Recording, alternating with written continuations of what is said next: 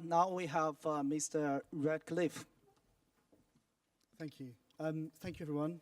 It is truly an honour to be here at this summit and to be here on this panel with some amazing speakers. For those who don't know me, my name is Richard Ratcliffe. I'm the husband of Nazanin Zaghari Ratcliffe. Nazanin is a British-Iranian charity worker currently held in Evin prison. 3 years ago, almost to the day, it's next week, Nazanin travelled on holiday to Iran and was arrested at the airport with our then 21-month-old daughter, Gabriella. She was there for Iranian New Year, and on the way home, she was put into prison, into an unknown location, later solitary confinement, and Gabriella's passport was confiscated, so she remains in Iran to this day. Subsequently, she was taken and tried in a secret court on secret charges. She was accused in the Iranian media of espionage, and at her trial, she was not allowed to speak. Just before she became eligible for parole, and you get parole in Iran, or eligible for it, after a third of your sentence, a second court case was invented against her, which, because it was opened, although it's never come to court, prevents her from being given parole. That court case was famously blamed on the then British Foreign Secretary, Boris Johnson, over some comments he made in Parliament, though, in fact, actually, it has a different dynamic. The case has been opened and closed ever since. In reality, Nazanin is held as diplomatic leverage.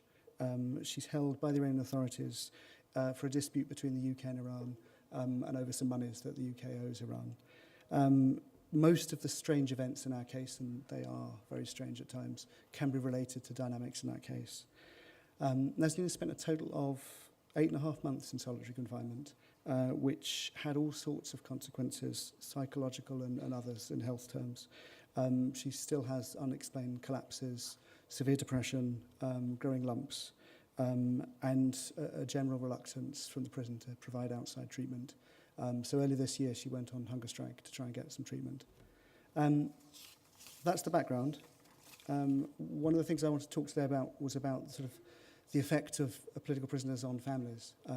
Partly, there's obviously a way in which, Nazanin's story is also my story and our whole family's story, and the abuse that she suffered in different ways visits upon us. The Iranian government has a particular way of managing that, so it can be, quite manipulative in how it will almost weaponize the worry of motherhood. So it will certainly, with Gabriella, our daughter, promise visits, take her away,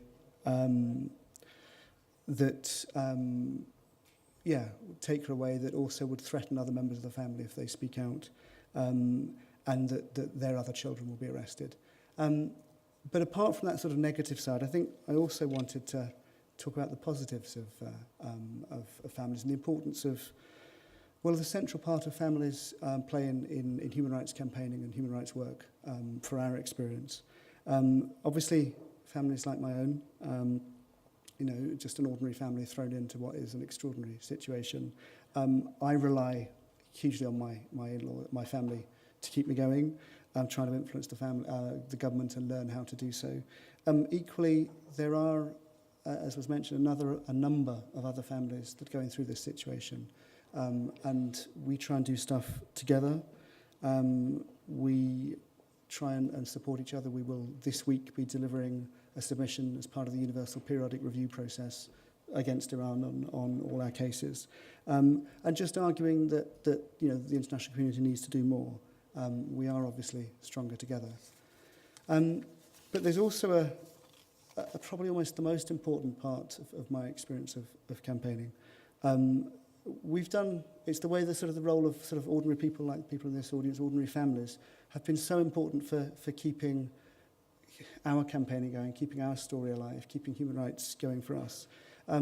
This Sunday we'll be doing an event in front of the Iranian embassy to mark Mother's Day. It's Mother's Day in the UK. We'll be delivering 155 bunches of flowers to mark each week, one bunch for each week that Nazanin's been held. That will be done in coordination with a number of amnesty groups, a number of lovely, caring people. We've done a number of events, whether it's painting stones or various things of hanging ribbons and so on, which has relied on a lot of ordinary people caring and reaching out.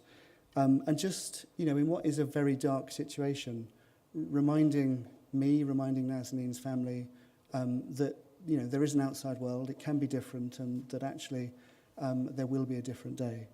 I mean, a wise activist once told me that love is a verb, not a noun. It's a doing word.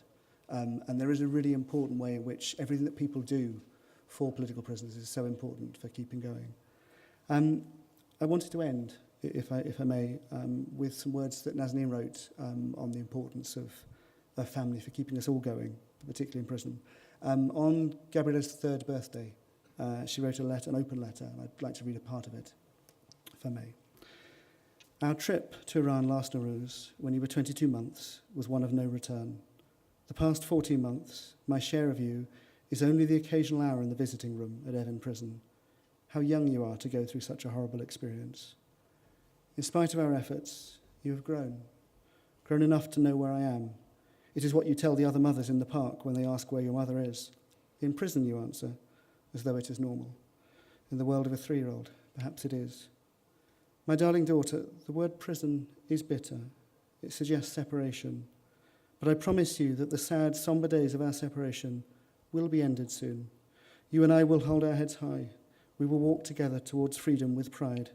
We will walk the rest of the road, thanks to the never-ending love of your father and the support from family and friends and millions of people that follow our story around the world.